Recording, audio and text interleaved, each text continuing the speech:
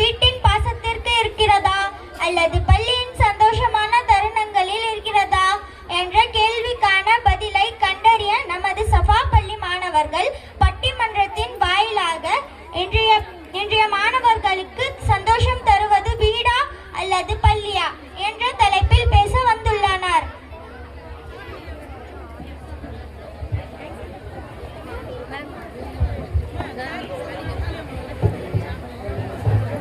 ஆசிரியர்களே, அன்பான பெற்றோர்களே மற்றும் அஸ்ஸலாமு அலைக்கும் வரஹ்மத்துல்லாஹி வபரகாத்துஹு.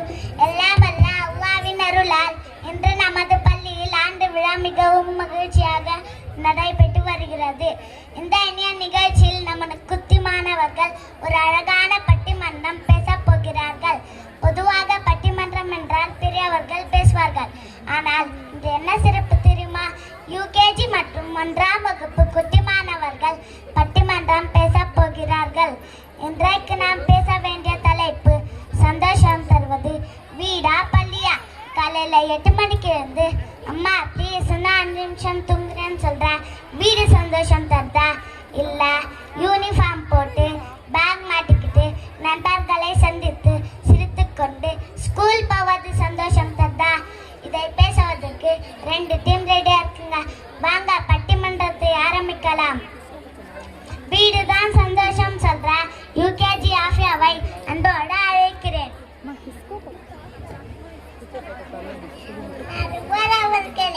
நிச்சயமா வீடுதான்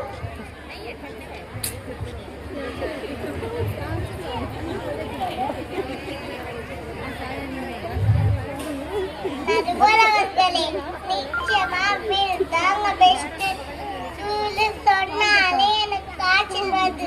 காலையில தீக்கை ஏற்றி தைக்கணும், குளிக்கணும், அச்சிச்ச டைம் ஆச்சு வேன் வந்துச்சுன்னு அம்மா கத்துவாங்க.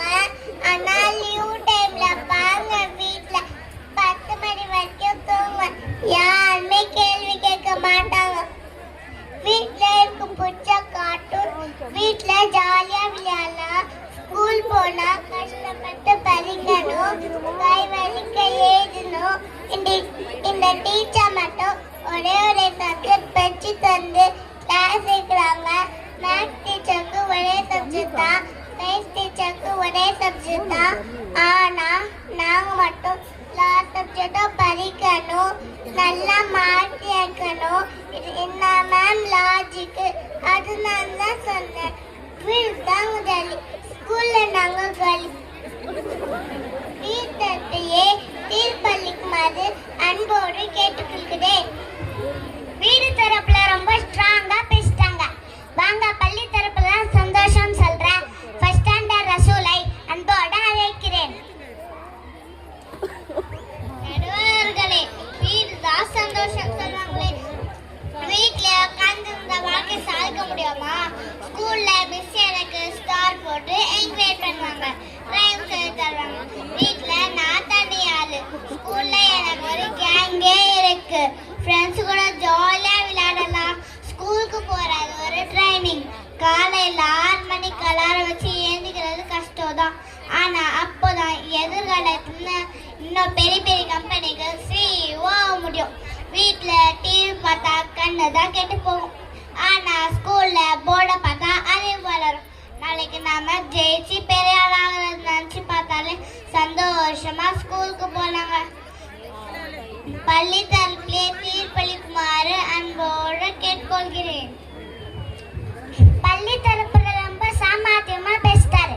வாங்க வீடு தான் சந்தோஷம் சொல்ற ஃபர்ஸ்ட் ஸ்டாண்டர்ட் தர்ஹாவை அன்போடு அழைக்கிறேன்.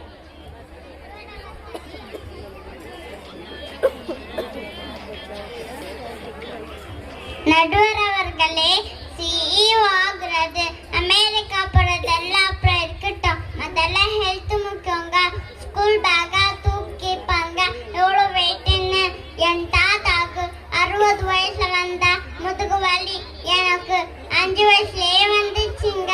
நான் பேக்கா தூக்கிட்டு நான் ஸ்கூல் போறேன்னா இல்ல மலையூர் போறேன்னா தெரியலங்க.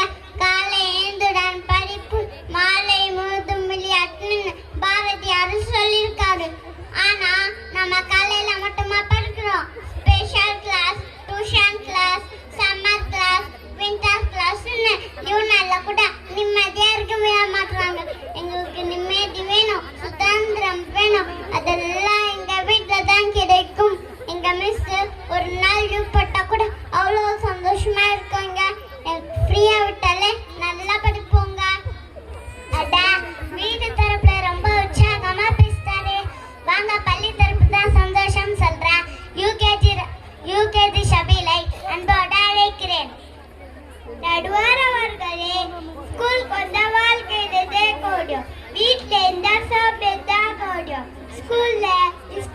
பனிஷ்மெண்ட் கஷ்டம்னு சொல்றாங்க.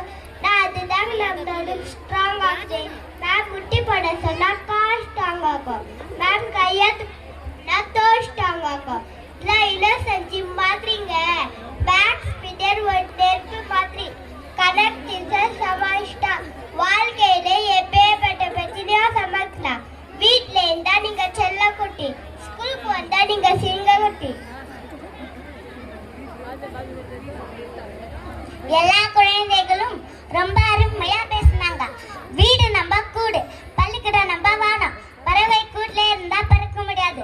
வானத்தில் பறந்தால்தான் தான் உலகமே